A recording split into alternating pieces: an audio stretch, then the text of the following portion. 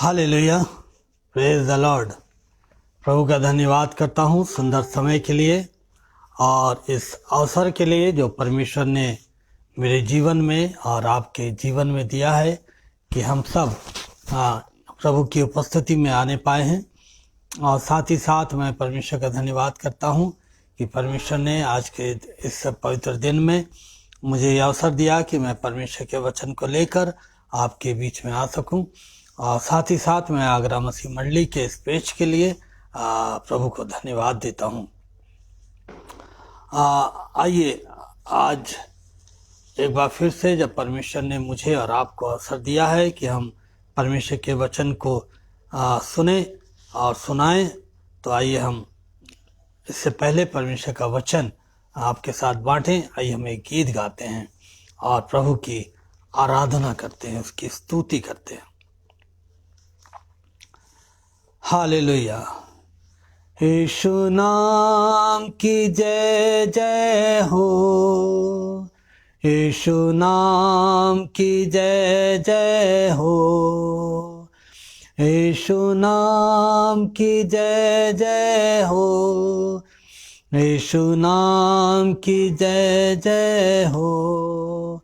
उसके मार खाने से मैं चंगा हुआ, यीशु नाम की जय जय हो, यीशु नाम की जय जय हो, यीशु नाम की जय जय हो। उसके मार खाने से मैं चंगा हुआ, यीशु नाम की जय जय हो। उसने दाखरस तेल उंडेला, मेरी आत्मा को चंगा किया। यरीहो के किनारे अधमुआ पड़ा, यरीहो के किनारे अधमुआ पड़ा। उसने दाखरस तेल उंडेला। यीशु यीशु यीशु मैं तुझको पा लिया, यीशु यीशु यीशु मैं तुझको पा लिया, मैंने यीशु को पा लिया। स्तुति आराधना ऊपर जाती है, आशीषें देखो नीचे आती है। स्तुति आराधना ऊपर जाती है, आशीषें देखो नीचे आती है। प्रभु हमारा कितना महान, देखो हमसे करता है प्यार। प्रभु हमारा कितना महान, देखो हमसे करता है प्यार। हालेलु हालेलुया, हालेलु हालेलुया। ना तो बल से ना शक्ति से, पर तेरी आत्मा के द्वारा। ये पहाड़ टल जाएगा, ये पहाड़ टल जाएगा, ये पहाड़ टल जाएगा, पर तेरी आत्मा के द्वारा। उसके फाटकों में प्रवेश करूंगा धन्यवाद के साथ, उसके आंगनों में स्तुति करूंगा और कहूंगा ये दिन यहोवा ने बनाया, मैं खुश हूँ उसने आनंदित किया, आनंदित किया, मुझे आनंदित किया। मैं खुश हूँ उसने आनंदित किया। हालेलुया। सचमुच में आप सब भी प्रभु में आनंदित होंगे, क्योंकि प्रभु ने आपको भी अपने आनंद को दिया है। और हम भी इस बात को कहते हैं कि हम प्रभु में आनंदित हैं, क्योंकि प्रभु की जो करुणा है, उसकी जो दया है, वो हमारे और आपके जीवन के ऊपर बनी रही और जो बदलती नहीं है, जो सर्वदा बनी रहती है। और इसी कारण से मैं और आप आज जीवित पाए जाते हैं। प्रभु का धन्यवाद करते हैं।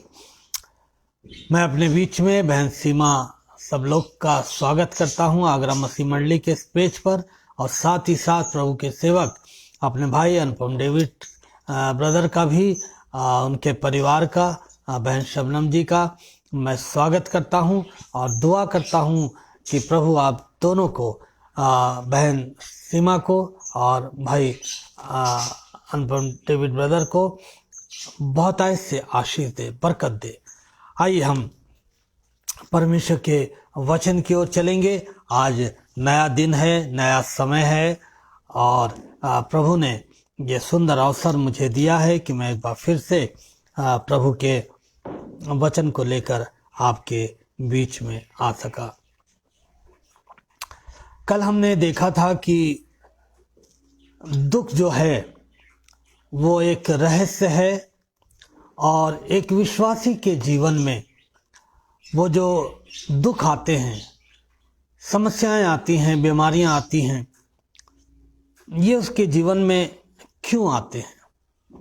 तो हमने कल देखा था कि ये जो दुख है ये विश्वासी का अनुभव है, और ये दुख जीवन में आते और जाते रहते हैं, और ये दुख हमारे जीवन के दुख उद्देश्यपूर्ण होते हैं। और दूसरी बात, हमारे विश्वास को दृढ़ करने के लिए होते हैं।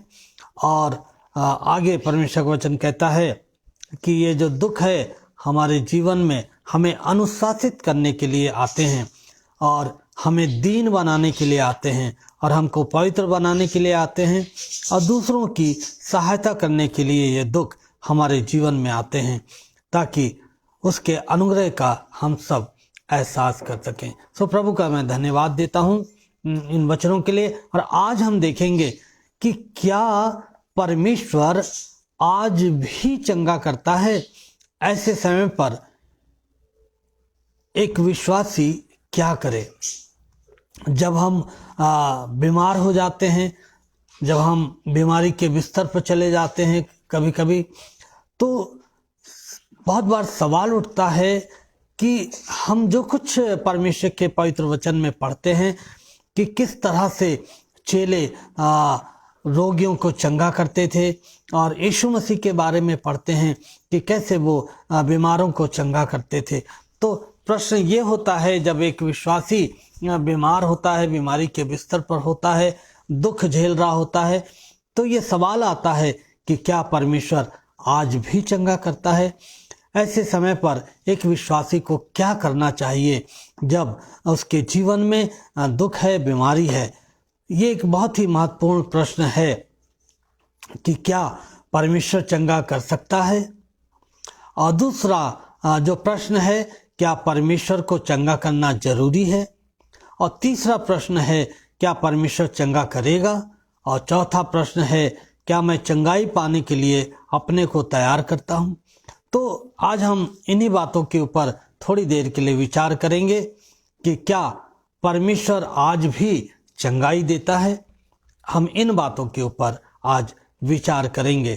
याकूब की पत्री उसका 5वां अध्याय,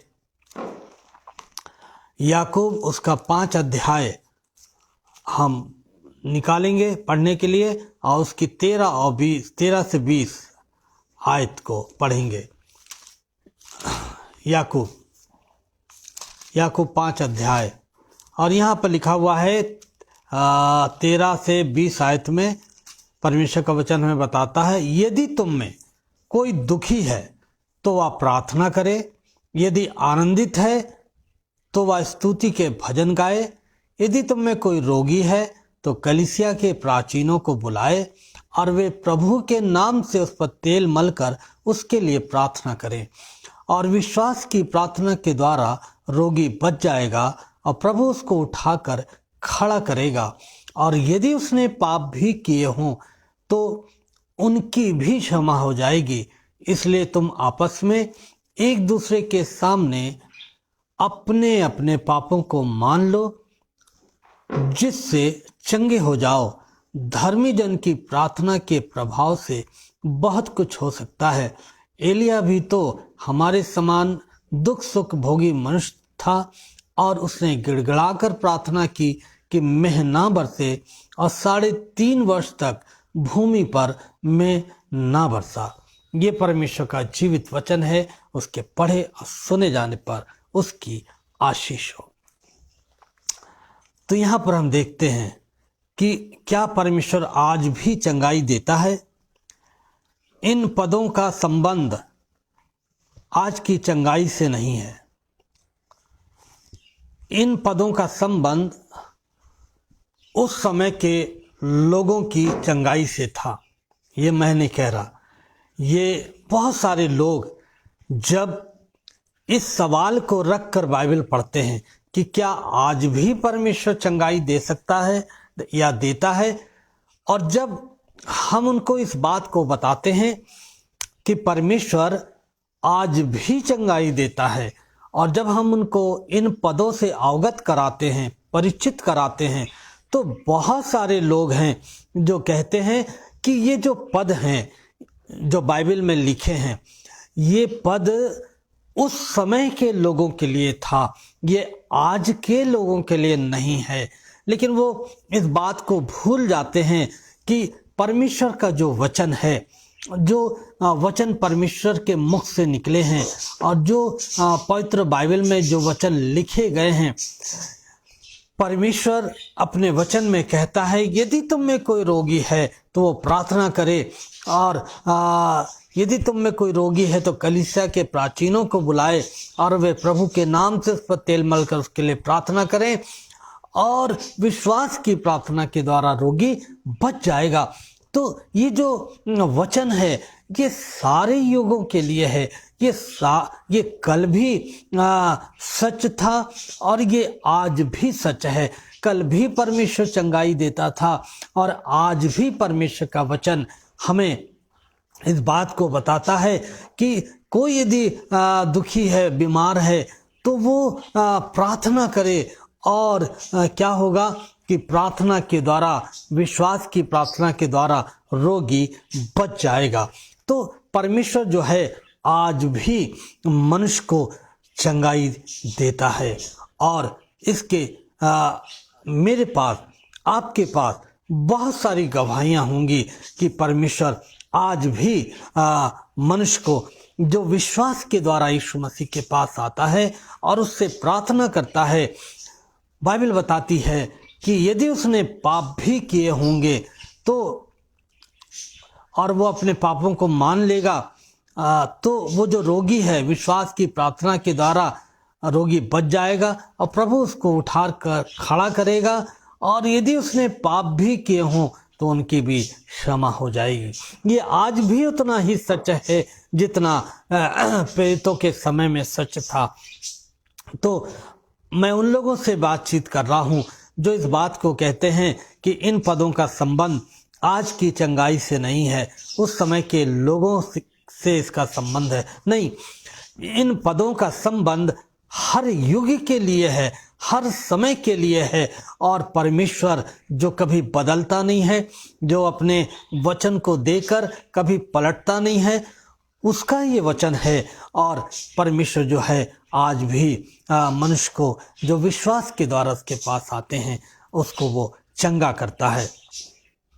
दूसरी बात, परमेश्वर सदा चंगा करता है, इसलिए मसीह को कभी बीमार नहीं पड़ना चाहिए।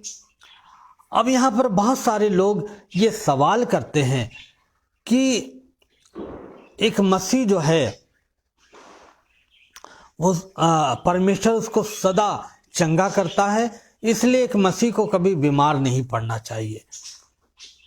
जो लोग इस बात को बोलते हैं कि एक मसीह को कभी बीमार नहीं पड़ना चाहिए क्योंकि उनका परमेश्वर उनको चंगाई देता है, तो हम इस बात को जानना बहुत ज़रूरी है कि हम जो मनुष्य हैं जब इस संसार में रहते हैं तो ये जो बीमारियां हैं, ये जो दुख हैं, ये हमारे जीवन में, हमारे जीवन का भाग हैं, और ये सर्वदा मनुष्य के साथ बने रहेंगे।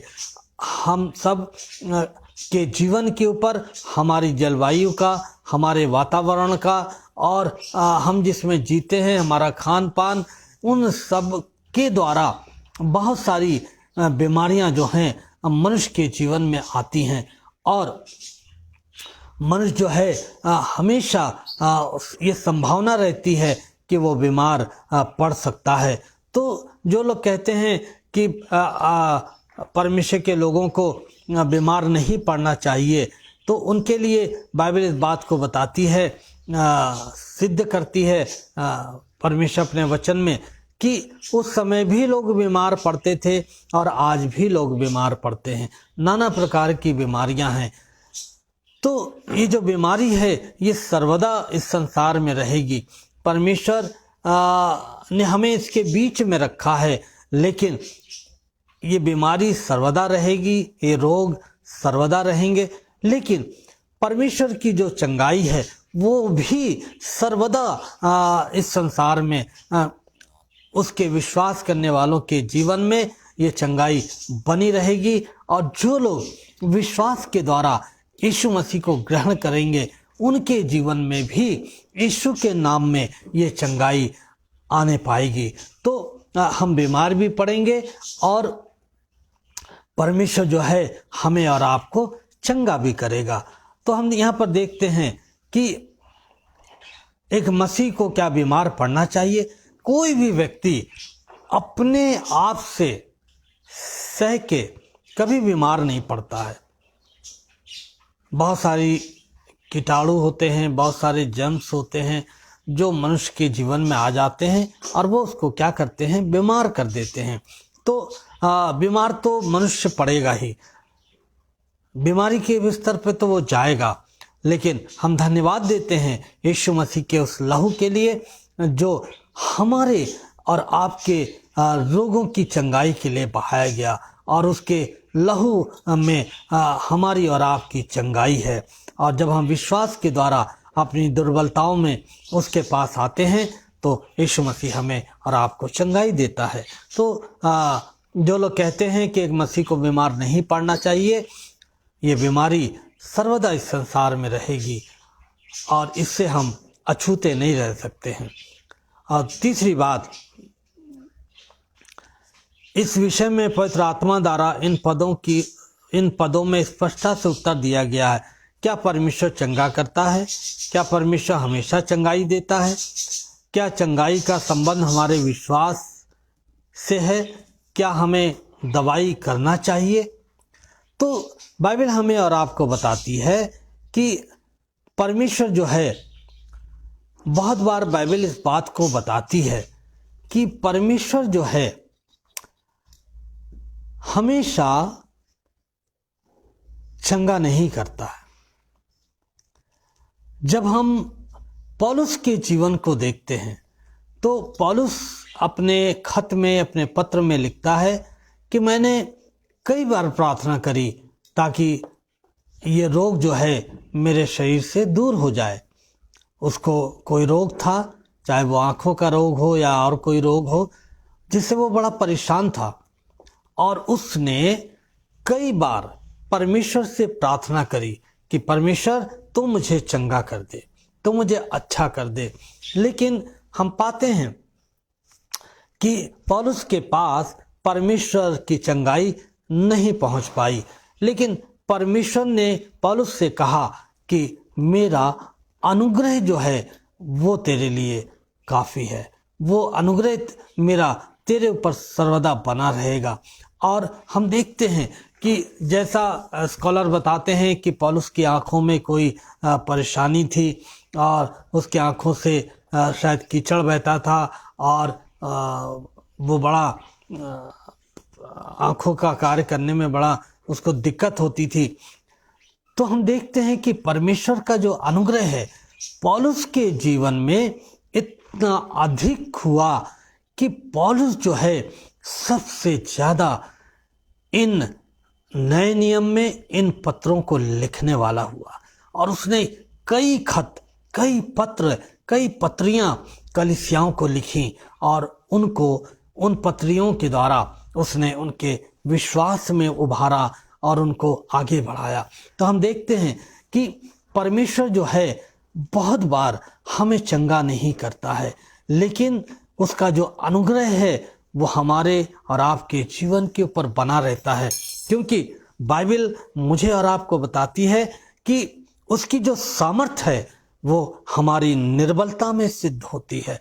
पौलुस अपने आप में निर्बल था, लेकिन परमेश्वर की जो सामर्थ थी वो बहुतायत से पौलुस के जीवन के ऊपर छाया करती थी, और परमेश्वर का वो अनुग्रह उसके जीवन के ऊपर था, और वो उसके अनुग्रह में होकर क्या करने पाता था, परमेश्वर की सेवा करने पाता था।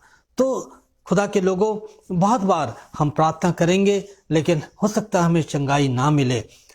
हमें किसी भी रीति से परेशान या दुखी नहीं होना चाहिए, बल्कि परमेश्वर के इस वचन को पढ़ना चाहिए, जानना चाहिए कि मेरे लिए परमेश्वर की इच्छा क्या है। कभी कभी परमेश्वर जो है मुझे और आपको ऐसे दुखों में रखकर अपनी महिमा के लिए इस्तेमाल करता है, कमजोरियों में रखकर, दुर्बलताओं में रखकर हमें अपनी महिमा के लिए इस्तेमाल करता है। पौलुस क्या कहता है कि मुझे एक कांटा चुभाया गया ताकि मैं फूल ना जाऊं और मैं किसी तरह से घमंडी ना हो जाऊं। और पौलुस कहता है कि मुझे एक कांटा चुभाया गया। तो परमेश्वर के जो कार्य हैं वो जब अपने लोगों से कुछ कार्य लेना चाहता है तो उसकी जो योजनाएं हैं हम बहुत बार समझ नहीं पाते हैं। और पौलुस को चंगाई नहीं मिली, लेकिन परमेश्वर का अनुग्रह उसके जीवन पर बहुतायत से बना रहा। आज यदि आप दुर्बलता का सामना कर रहे हैं, शायद आप बहुत प्रार्थना कर रहे हैं, आपको चंगाई नहीं मिल रही है, आप निराश ना हो, प्रभु से पूछें कि प्रभु आपकी मर्जी क्या है, आपकी इच्छा क्या है। क्या आप चाहते हैं कि मैं इसी दशा में रहूं? और यदि परमेश्वर ने आपको इसी कमजोरी की दशा में रखा है, दुर्बलता की दशा में रखा है, तो प्रभु से पूछिए और आप पाएंगे प्रभु आपको जवाब देगा, और आपकी दुर्बलता में उसका जो अनुग्रह है आपके जीवन पर बहुतायत के साथ बना रहेगा, और आप बड़ी सामर्थ के साथ परमेश्वर की दी हुई सेवा को पूरा करने पाएंगे। तो हम देखते हैं कि क्या परमेश्वर हमेशा चंगाई देता है? लोग सवाल करते हैं। हाँ, परमेश्वर हमेशा चंगाई देता है, लेकिन बहुत बार ये परमेश्वर की के हाथों में पाया जाता है कि उसकी मेरे जीवन के लिए क्या इच्छा है, मेरे जीवन के लिए उसकी क्या योजना है। हमें प्रभु से इस बात को जानना है, और वो कभी कभी हमें चंगाई नहीं देता है, लेकिन उसका अनुग्रह सर्वदा हमारे जीवन के लिए बहुतायत से होता है। दूसरी बात, क्या चंगाई का संबंध हमारे विश्वास से है? बाइबल कहती है कि और विश्वास की प्रार्थना के द्वारा रोगी बच जाएगा और प्रभु उसको उठाकर खड़ा करेगा, और यदि उसने पाप भी किए हों तो उनकी भी क्षमा हो जाएगी।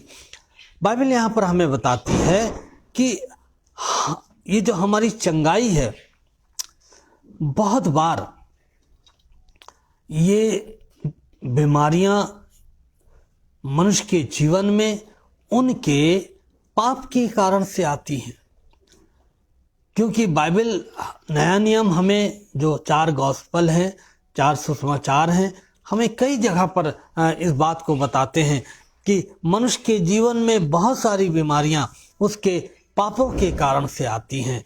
और जब मनुष्य के पाप के कारण से बीमारी आती है तो हमें बड़े विश्वास के साथ परमेश्वर के पास जाना चाहिए, और हमें अपने पापों के लिए क्षमा मांगनी चाहिए परमेश्वर से, और परमेश्वर के ऊपर पूरा भरोसा रखकर, पूरा विश्वास रखकर हमें प्रार्थना करनी चाहिए। और जब हम विश्वास से प्रार्थना करते हैं तो बाइबल बताती है कि रोगी बच जाएगा विश्वास की प्रार्थना के द्वारा, और यदि उसने पाप भी किए होंगे तो वो भी क्या होंगे? क्षमा हो जाएंगे। यीशु मसीह ने जब एक व्यक्ति उसके सामने लाया गया तो यीशु मसीह ने उस व्यक्ति से क्या कहा कि जा, तेरे पाप क्षमा हुए। और हम देखते हैं कि बहुत बार ये जो रोग हैं, बीमारी हैं, हमारे पापों के कारण से आते हैं। और हमारे रोगों का बहुत बार जो कारण होता है रोग का, वो हमारे पाप होते हैं। तो हमें अपने पापों को मानना है और उनसे पश्चाताप करना है और विश्वास के साथ प्रभु से प्रार्थना करनी है। हम बाइबल में बहुत सारे उदाहरण पाते हैं जिन्होंने विश्वास के साथ प्रार्थना करी और प्रभु ने उनको चंगा किया, है ना। यीशु मसीह ने जब भी लोगों को चंगा किया तो उनसे एक सवाल किया कि क्या तू विश्वास करता है, क्या तू विश्वास करता है? और जितनों ने विश्वास किया उन्होंने परमेश्वर की चंगाई को अपने जीवन में प्राप्त किया। अब एक बहुत अहम सवाल है जो लोग करते हैं कि क्या एक विश्वासी को दवाई लेना चाहिए या नहीं लेना चाहिए। ये एक बहुत बड़ा सवाल है जो अक्सर लोग करते हैं। तो यहाँ पर परमेश्वर का जो वचन है वो मुझे और आपको बताता है, जब हिजकिय्याह राजा बीमार हुआ तो परमेश्वर ने यशायाह के द्वारा उसको बताया कि तू एक अंजीर की टिकिया लेना और अपने फोड़े पर बांध लेना। तो हम देखते हैं कि एक विश्वासी को जब वो बीमारी के बिस्तर पर है तो ये जो दवाई है, ये जो दवाएं हैं, परमेश्वर ने मनुष्य को बुद्धि दी, अकल दी, मनुष्य ने इन दवाइयों को इजाद किया। परमेश्वर चाहता है कि हम इन दवाइयों का सेवन करें, क्योंकि परमेश्वर का वचन हमें बताता है, हिजकिय्याह के संबंध में जब हम पढ़ते हैं, उससे कहा कि तू एक अंजीर की टिकिया लेना और अपने फोड़े पर बांध लेना। और भी हम कई जगह पर ऐसे उदाहरण पाते हैं जहां पर परमेश्वर ने दवाइयों के द्वारा चंगाई दी। हाँ, परमेश्वर जो है हमें ये बताना मांगता है कि हमें दवाई लेना चाहिए, लेकिन चंगाई देने वाला जो है वो परमेश्वर है। बहुत सारे लोग हैं जो बहुत अच्छी, बहुत महंगी मेडिसिन खाते हैं लेकिन ठीक नहीं हो पाते।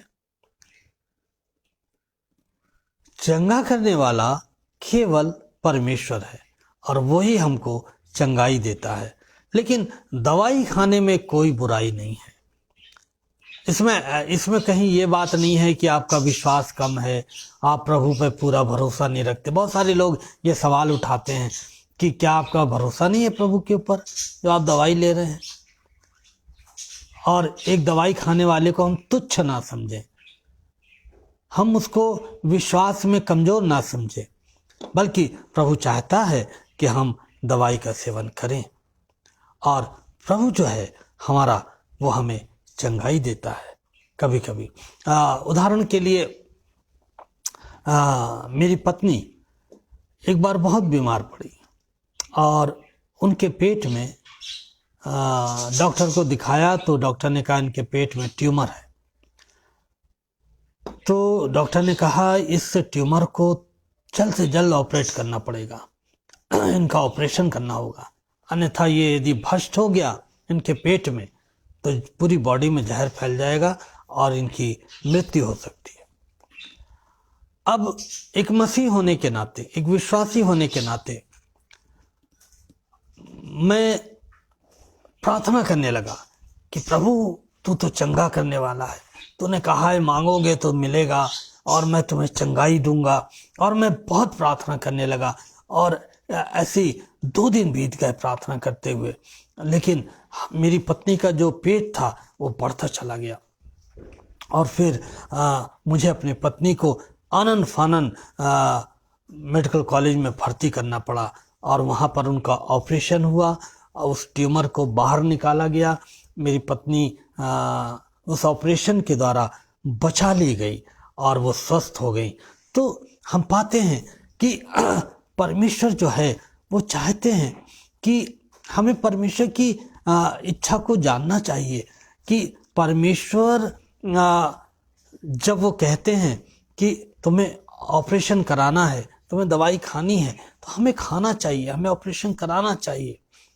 हमें लकीर का फकीर नहीं होना चाहिए कि हम बैठे हैं। नहीं नहीं, यदि मैं बैठा रहता और केवल प्रार्थना करता रहता तो हो सकता है कि प्रभु की इच्छा ये नहीं थी कि उसको प्रार्थना के द्वारा चंगाई दे। प्रभु चंगाई देता है, ऑपरेट होने में भी खुदा का ही हाथ है। उसी ने उस ऑपरेशन को सफल किया। हाँ, खुदा चाहता था कि मेरी पत्नी उस दुख में जाए, वो ऑपरेशन हो और वो उस ऑपरेशन के द्वारा चंगाई प्राप्त करे।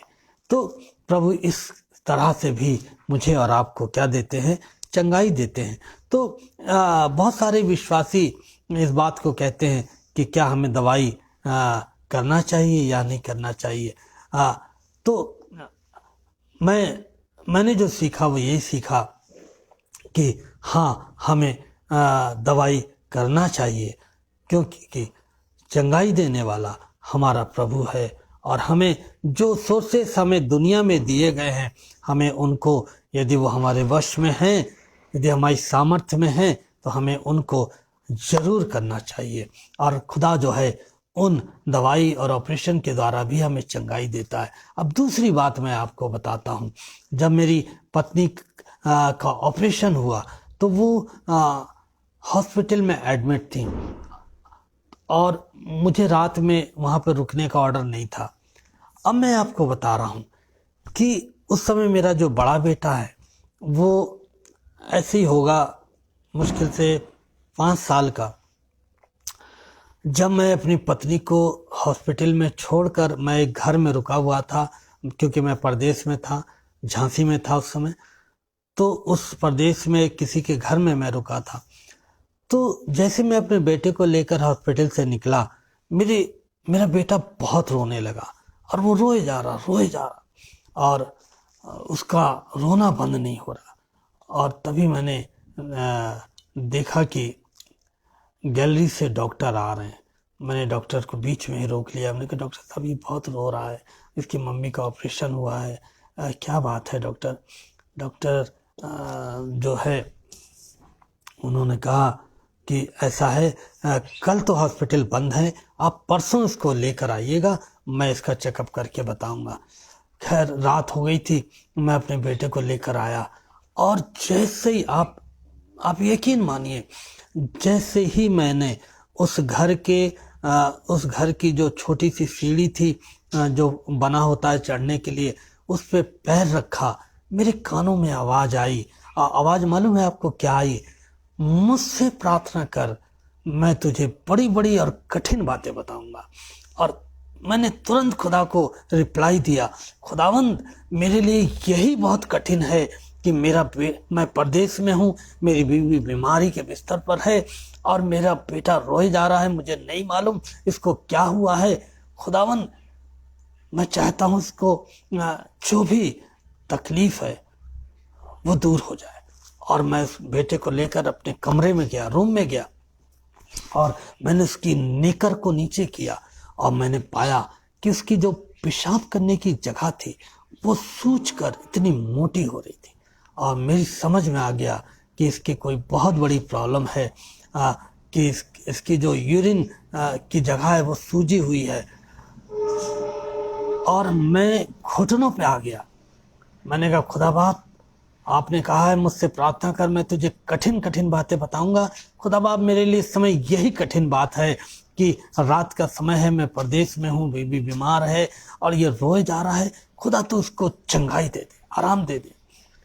और मैंने अपने बेटे को लिटाकर ये इन शब्दों में प्रार्थना करी। और आप यकीन मानिए, मेरा बेटा, इससे पहले आमीन होती, मेरा बेटा सो चुका था। मैंने चैन की सांस ली कि चलो सो गया है, और मैं बड़ा बिना हिले डुले बड़े धीरे से उसके बगल में जाके लेट गया। सवेरे मेरी आंख खुली तो मेरा बेटा जो 5 साल का था वो मुस्कुराता हुआ उठा। मैंने कहा बेटा ठीक हो ना? वो मुस्कुराया, और तब मैंने बहाने से उसे बिना बताए मैंने कहा बेटे मैं तुम्हारे कपड़े बदल दूं, और मैंने उस नेकर को नीचे किया और देखा कि वो जो स्वेलिंग थी, वो जो मोटापन था, वो चला गया और मेरे बेटे की पेशाब की जगह एकदम नॉर्मल हो गई। तो परमेश्वर जो है हमारी प्रार्थनाओं के द्वारा भी, हमारे विश्वास के द्वारा भी हमें चंगाई देता है। लेकिन दोनों ही जगहों पर हमने देखा कि ये परमेश्वर की इच्छा पर निर्भर होता है। हमें परमेश्वर की इच्छा को जानना चाहिए कि उसकी इच्छा क्या है, और हमें लकीर का फकीर नहीं होना चाहिए कि नहीं हम दवाई नहीं खाएंगे, नहीं हम तो विश्वास से ही ठीक होंगे। नहीं, खुदा की क्या मर्जी है आपके लिए, इस बात को जानिए। तो खुदा ने हमें इन दोनों घटनाओं के द्वारा, मैंने ऑपरेशन कराया अपनी पत्नी का, वो चंगी हो गई। परमेश्वर ने उसके लिए यही ठहराया था कि वो ऑपरेशन के द्वारा चंगी हो। बेटे के लिए केवल प्रार्थना करी, बेटा प्रार्थना से बिना दवाई के चंगा हो गया, क्योंकि उस समय की डिमांड यही थी। रात का समय था, हॉस्पिटल दूसरे दिन बंद था, और मैं प्रदेश में था, बेटा रोए जा रहा था। उस समय यही डिमांड थी कि विश्वास से प्रार्थना करो, परमेश्वर को चंगा कर देगा। और परमेश्वर ने यही कहा था मुझसे कि मुझसे मांग, मैं तुझे बड़ी बड़ी कठिन बातें बताऊंगा। और खुदा ने मेरे जीवन की उस कठिन रात को आनंद में बदल दिया, और मैं चैन से सोने पाया, और सुबह मुझे एक बड़ा आनंद खुदा ने दिया उस चंगाई के द्वारा। तो जो लोग ये कहते हैं कि क्या बीमारी में हमें दवाई करनी चाहिए, तो हाँ, यदि आपके पास सामर्थ्य है, आप खुदा यदि आपसे कह रहा है कि हाँ ऑपरेट कराओ, दवाई दो, आप करिए। राजा हिजकिय्याह ने भी ऐसे किया और परमेश्वर ने उसको चंगाई दी। तो बहुत सारे लोग हैं जो कहते हैं कि क्या हमें दवाई लेना चाहिए बीमारी में या नहीं लेना चाहिए। तो हम देखते हैं कि परमेश्वर जो है हमें इन दोनों ही बातों के द्वारा चंगाई देते हैं। और दूसरी बात है कि जब हम बीमार होते हैं तो हमें क्या करना चाहिए। जब हम बीमार होते हैं तो हमें क्या करना चाहिए। बाइबल बताती है कि जब कोई दुखी हो तो प्रार्थना करनी चाहिए। जब कोई दुखी हो तो प्रार्थना करनी चाहिए, और कुछ मत करिए, आप अपने परिवार के साथ प्रार्थना करिए, अकेले प्रार्थना करिए, विश्वासियों को बुलाकर उनके साथ प्रार्थना करिए। जैसा समय आपको अवसर दे रहा है उस तरीके से प्रार्थना करिए, और आप पाएंगे कि परमेश्वर जो है आपकी व्यक्तिगत प्रार्थना से, सामूहिक प्रार्थना के द्वारा जो विश्वासियों के साथ करी गई है, परमेश्वर आपको छुटकारा देगा, आपको आपकी बीमारी से चंगाई देगा। और मत्ती रचित सुसमाचार में 18 और 19 में मैं एक पद पढ़ना चाहता हूँ आपके लिए, अपने लिए।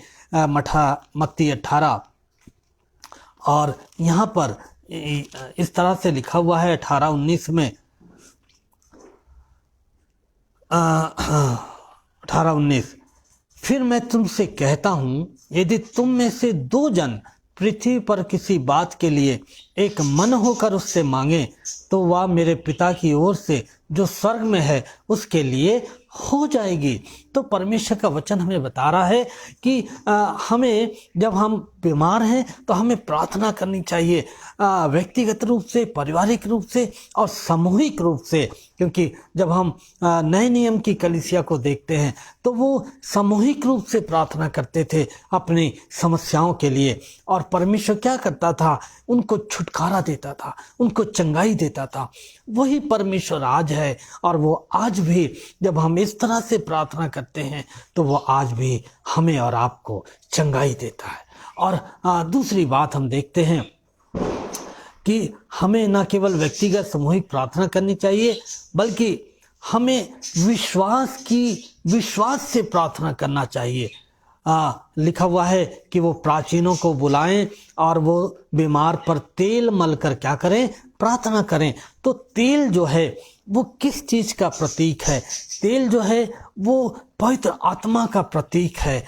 और जब जो प्राचीन हैं, जो पुरनीय हैं, जब वो उस तेल को लगाते हैं बीमार के ऊपर, जिसका अर्थ है पवित्र आत्मा, तो विश्वास के साथ परमेश्वर की इच्छा पर हम क्या करते हैं, उस बीमार को छोड़ देते हैं कि परमेश्वर, हमने तेरे उस पवित्र आत्मा के हाथों में अपने बीमार को छोड़ दिया है और उसके लिए प्रार्थना करी है। और आप पाएंगे कि आपका जो बीमार है वो क्या होगा, हमें परमेश्वर के ऊपर छोड़ देना चाहिए और इस बात को कहना चाहिए कि परमेश्वर, मेरी नहीं बल्कि तेरी इच्छा पूरी हो। और जब हम परमेश्वर की इच्छा पर छोड़ देते हैं अपने बीमार को, तो वो स्वर्ग का परमेश्वर हमारे लिए उन कामों को करता है जो हमारे लिए असंभव होती हैं। और दूसरी बात जल्दी से देखेंगे कि न केवल प्राचीनों को बुलाकर उनसे तेल लगवाकर प्रार्थना करवाएं और परमेश्वर की इच्छा पर छोड़ दें, बल्कि हम क्या करें, विश्वास की प्रार्थना के द्वारा प्रार्थना करने वाले को परमेश्वर ये वरदान देता है, विशेष कि बीमार चंगा हो जाए। क्यों? क्योंकि परमेश्वर ने अपने लोगों को वरदान दिया है चंगाई का, और आप ऐसे लोगों को अपने बीच में हमेशा पाएंगे, और वो उस वरदान को जो परमेश्वर उनको दिया है चंगाई का, आपके बीमार के लिए प्रार्थना करेंगे। दूसरी बात, परमेश्वर ने आपको अधिकार दिया है और आप हमेशा इस बात को ना, यहाँ लिखा हुआ प्राचीनों को बुलाएं और वो उसके सर पर तेल मलकर प्रार्थना करें और रोगी बच जाएगा। परमेश्वर ने प्राचीनों को भी वरदान दिया है, परमेश्वर ने आपको भी वरदान दिया है। हमें अपने वरदानों को जानना है। इब्रानियों की किताब हमें बताती है कि यीशु मसीह में परमेश्वर ने कलीसिया को सारे अधिकार दे दिए हैं। वो चंगाई का अधिकार भी उसमें पाया जाता है।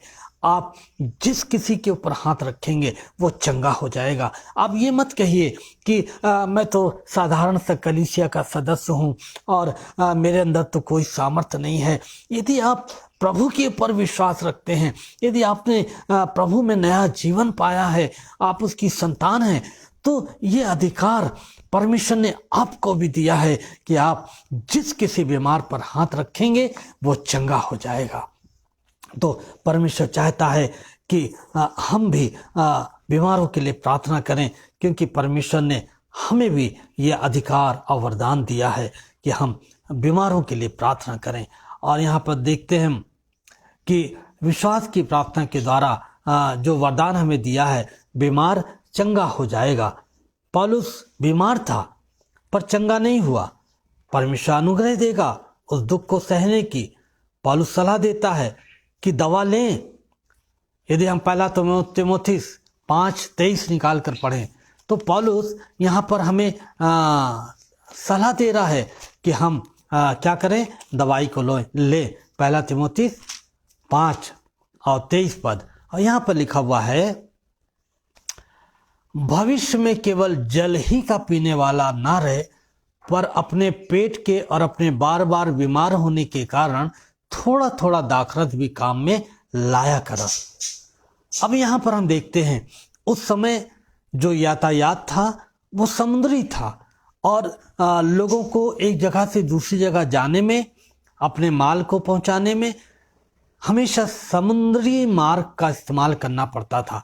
और समुद्र में जो खारा पानी था उसको पीने के कारण से बहुतों का जो पेट था वो गड़बड़ हो जाया करता था।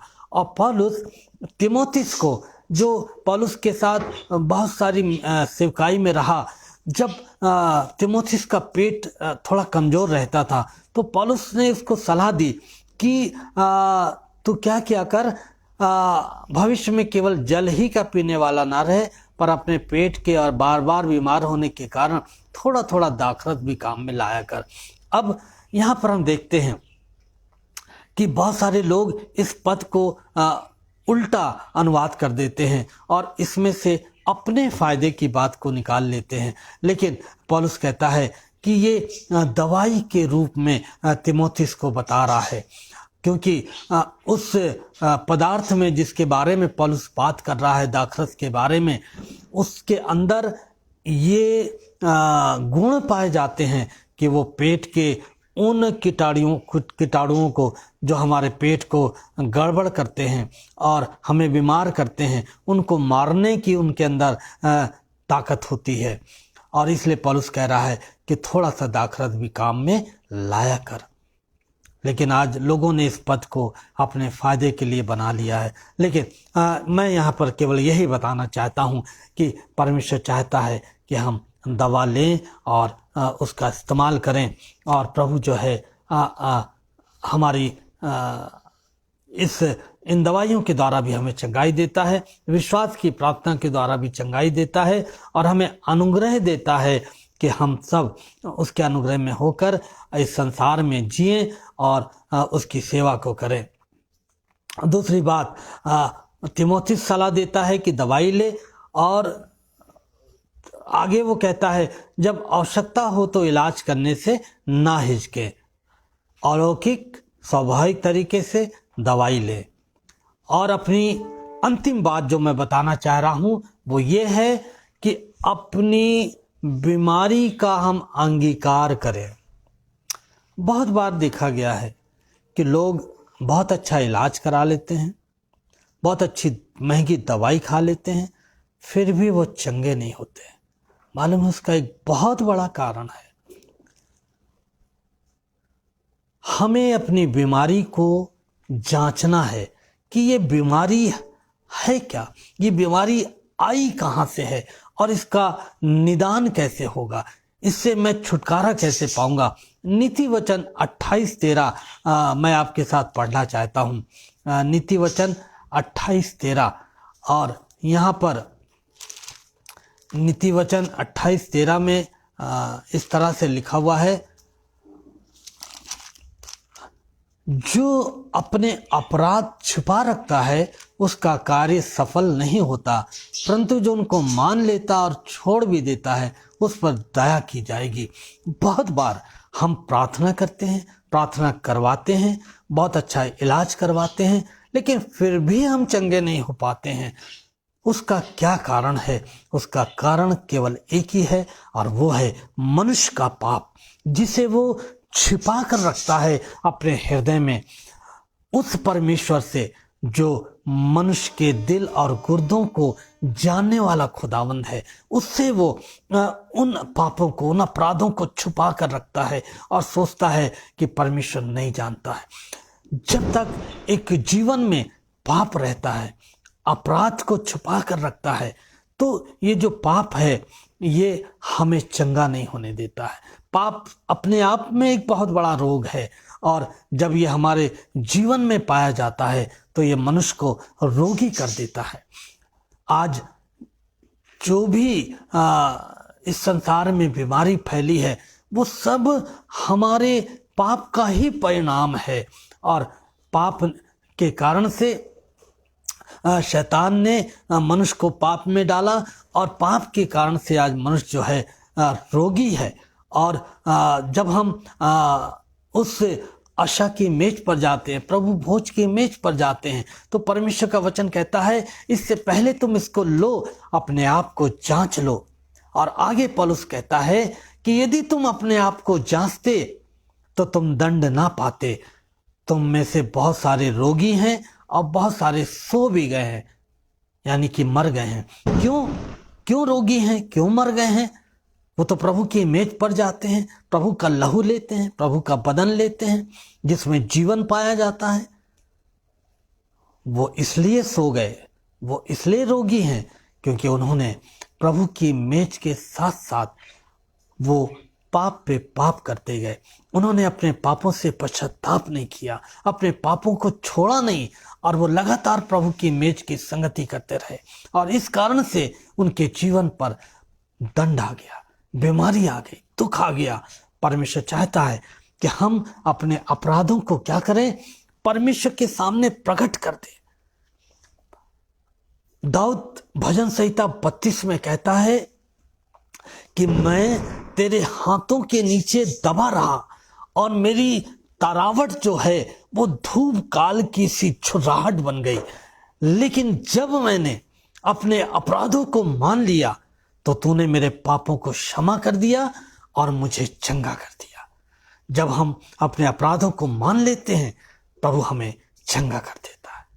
तो आज बहुत सारे जीवन हैं जो बीमारी का जीवन जी रहे हैं, बीमारी के बिस्तर पर हैं, बहुत अच्छा इलाज ले रहे हैं, बहुत अच्छी दवाइयाँ ले रहे हैं, बहुत पैसा खर्चा कर रहे हैं, लेकिन वो चंगे नहीं हो पा रहे हैं। यदि आज इस तरह का कोई भी व्यक्ति है तो वो अपने आप को जांचे कि कहीं उसने अपने जीवन में कोई पाप तो नहीं छुपा के रखा है, और उस पाप को यदि प्रभु प्रकट करते हैं आपके ऊपर तो आप उस पाप को मान लीजिए, तो वो स्वर्ग का परमेश्वर अपनी बड़ी दया में होकर आपके अपराधों को क्षमा करेगा और आपको चंगाई देगा। आज के लिए बस इतना ही, क्योंकि समय हो चुका है और आगे प्रभु ने अवसर दिया तो मैं इस श्रृंखला को आगे बढ़ाऊंगा और बातें जो हैं उनको भी मैं आपको बताऊंगा। तो आज हमने देखा कि वे लोग जो कहते हैं कि ये जो चंगाई की बातें हैं बाइबल में, ये उस समय के लोगों के लिए थी, आज के समय के लोगों के लिए नहीं है। बाइबल बताती है ये हर समय के लोगों के लिए है, क्योंकि हमारा प्रभु आज कल और अब तक एक सा है, और ये बीमारियां भी हमारे जीवन में सर्वदा रहेंगी और प्रभु भी हमारे जीवन में सर्वदा है, और वो आज भी हमें चंगाई देता है। और दूसरी बात, कुछ लोग हैं जो कहते हैं कि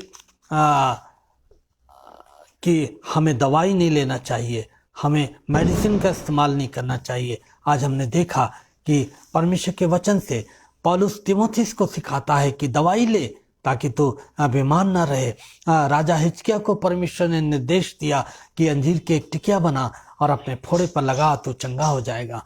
और हम देखते हैं बहुत सारे लोग ये सवाल करते हैं कि क्या परमेश्वर को चंगा करना जरूरी है? नहीं, परमेश्वर को चंगा करना जरूरी नहीं है। यदि वो चाहता है कि आप उसी दशा में रहें, परमेश्वर आपको उसी दशा में रखकर यदि परमेश्वर अपनी महिमा करवाना चाहता है, तो आपको परमेश्वर को अपनी दशा के लिए धन्यवाद देना चाहिए पौलुस के समान, और कहना चाहिए कि परमेश्वर तेरा अनुग्रह मेरे लिए काफ़ी है और तेरी सामर्थ मेरी दुर्बलता में प्रकट होती है, जाहिर होती है, और मैं बड़े बड़े काम करने पाता हूँ। तो खुदावन इन वचनों के द्वारा मैं सोचता हूँ खुदा ने आपको बरकत दी है और आपको ब्लेस किया है।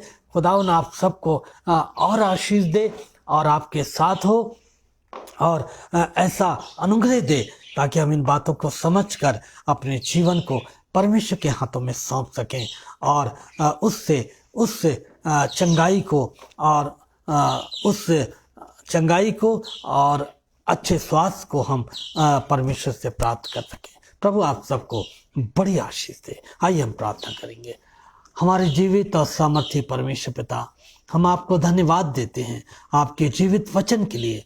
हाँ प्रभु, आज आपने व्यक्तिगत अनुभव के द्वारा, अपने वचन के द्वारा हमें सिखाया प्रभु कि प्रभु आप हमें आज भी चंगाई देते हैं। और प्रभु आपने सिखाया है कि हमें दवाई भी लेना चाहिए, इनका इस्तेमाल करना चाहिए, क्योंकि प्रभु आप दोनों तरीकों से चंगाई देते हैं। और प्रभु आप चाहते हैं कि हम यदि चंगे नहीं हो रहे हैं तो हम कारण को ढूंढें कि कहीं कोई ऐसी बात तो नहीं है मेरे जीवन में, कोई ऐसा पाप तो नहीं है जो हमने अभी तक नहीं माना है, और हम उसको मानकर प्रभु आपसे चंगाई प्राप्त करें, क्योंकि आपका वचन कहता है जो अपने अपराध को छिपा रखता है उसके कार्य सफल नहीं होते। प्रभु हमारी सहायता करें ताकि हम एक अच्छे स्वास्थ्य को प्राप्त करके इस संसार में जीने पाएं, क्योंकि यही आपकी इच्छा है, यही आपकी योजना है हमारे लिए कि हम हमेशा तंदुरुस्त पाए जाएं। प्रभु जी, अपने सुनने वालों को आप हमारे जिन्होंने आपके वचन को सुना है इस समय आशीष दीजिएगा। आगरा मसीह मंडली के इस पेज को ब्लेस कीजिएगा और बहन शबनम को, भाई अनुपम डेविड सर को, अपने दास को आशीष दीजिएगा, उनके परिवार को आशीष दीजिएगा और जितने लोग इस पेज पर आते हैं प्रभु उनको भी आशीष दीजिएगा। और जो लोग आज बीमारी की दशा में हैं और प्रभु आप उन्हें भी समझ और बुद्धि दीजिएगा। बड़े धन्यवाद और विश्वास के साथ ये प्रार्थना प्रभु यीशु मसीह के नाम से हम मांग लेते हैं। आमीन आमीन। प्रभु का धन्यवाद करता हूँ। हमारी बहन रेणुका साइलेज भी हमारे साथ हैं। मुझे नहीं मालूम कि घर पहुँच गई या नहीं, क्योंकि ये इस समय ट्रैवलिंग में है, सफ़र में है और ये